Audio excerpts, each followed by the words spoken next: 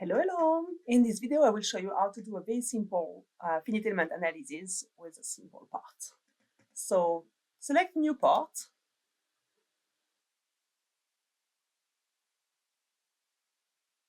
Will take some time, that's fine, at least on my computer.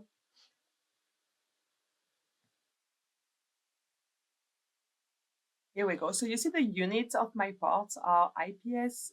Let's use the international unit. So click right, okay, let it start, and click right on the unit on the bottom right to select the millimeter and gram and second. Here we go. I will click on sketch and create a new sketch to start with my part. Sketch, I will use the right plane and I will type with 2 circles, 1, 2. Dimensions, I put the dimensions. This is always better to dimensions your part. Let's say 25 millimeter outside diameter and let's say inside diameter. 20. Oops, not this one. Click it twice. Here we go. Oops. I said 20, I put 25. Here we go. So this is my pipe and I want to extrude that pipe with, let's say, 80 millimeters. So we can see what's happening there. Here we go. We have our pipe. Make sure to save. I didn't save it yet. So let's do save as and let's save this finite element analysis.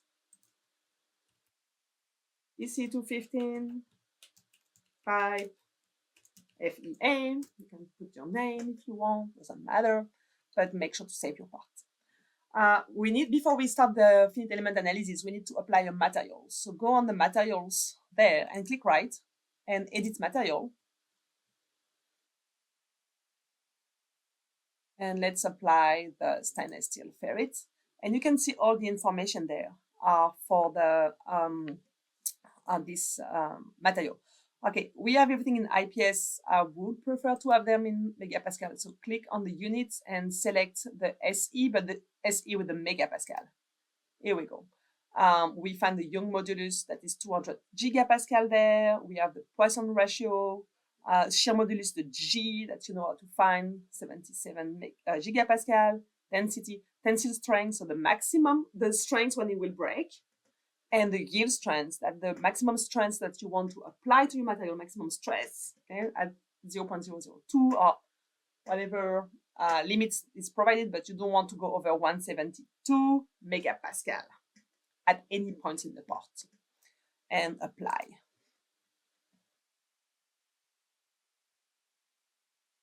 There, close, okay, just long. Your part, now you should see the materials on the left and you should see the appearance of your parts looking like materials and not anymore just the gray appearance. Now we will start the simulation. So I have the tab simulation here with a new study. If you don't have it yet, go on the gear, the little options arrow on the right, add in, and make sure that your SolidWorks simulation is checked and okay. It can take sometimes the first time you do that. I will go on simulations, new study.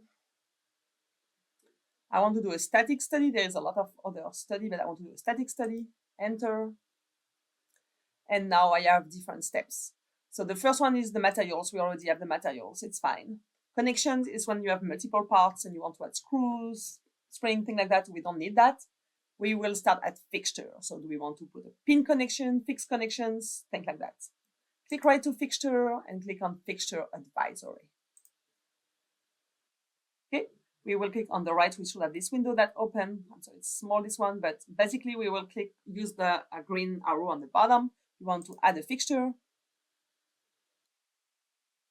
We want to add, in our case, we want to add a fixed geometry. I will add it to that surface. And that's just a fix, okay? In the split. Oh, there's some other information there, but keep it fixed geometry, face, enter.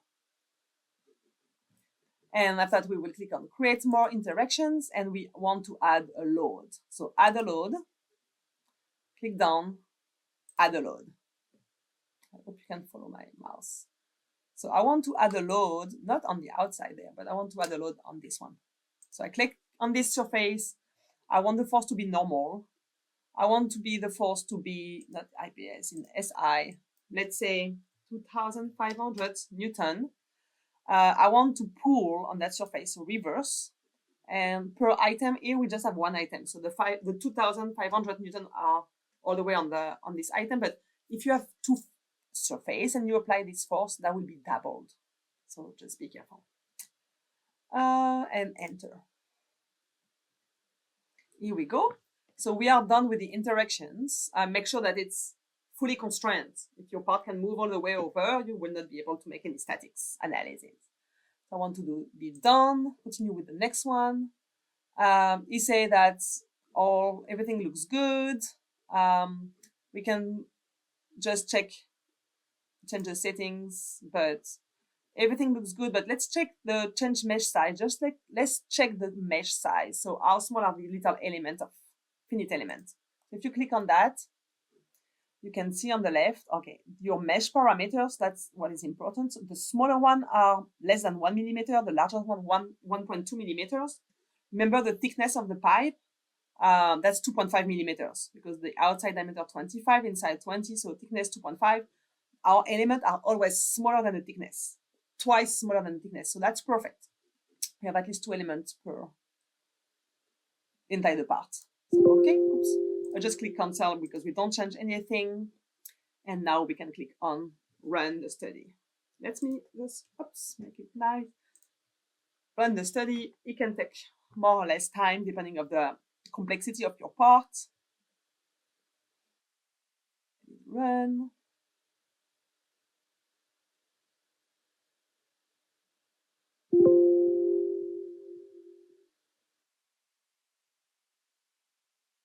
And we can see on the bottom that we have some information that pop up.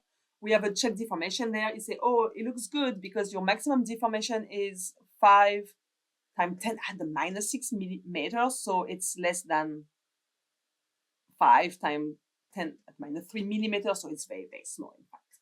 Maybe the stainless steel is a little bit too stiff for applying just 2,500 Newton. We can click on stress to the left and show, and that will show us a different stress. And of course, even if in theory the stresses are the same everywhere, they are higher where we have the fixed connections at all the different points.